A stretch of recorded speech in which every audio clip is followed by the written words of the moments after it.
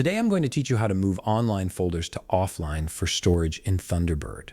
This is incredibly useful when you want to keep important emails accessible even without an internet connection, or when you need to free up space on your email server while preserving your messages locally. First things first, open your Thunderbird application on your computer.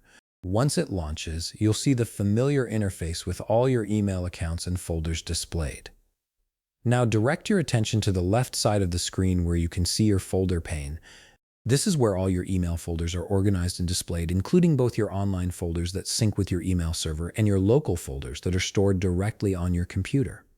Here's what makes this process straightforward. To move an online folder to offline storage, you actually have two different methods you can use, and I'll walk you through both so you can choose whichever feels more comfortable for you.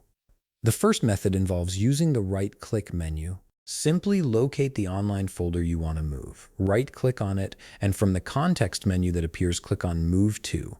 This will open up a list of available destinations where you can relocate this folder.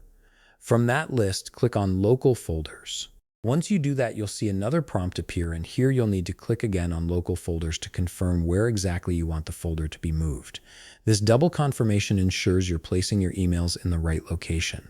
Now, if you prefer a more direct approach, there's a second method that's even quicker. You can simply click and hold on the online folder you want to move, then drag it down to the Local Folders section in your folder pane.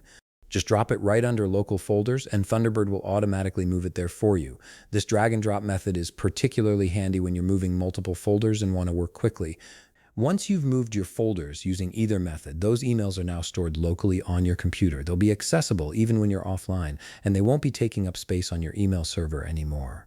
This is especially valuable if you're approaching your email storage limit, or if you simply want to archive older messages while keeping them easily accessible. And that's it. You've successfully moved your online folders to offline storage in Thunderbird. If you found this video helpful, please leave a like, subscribe, and see you in the next video.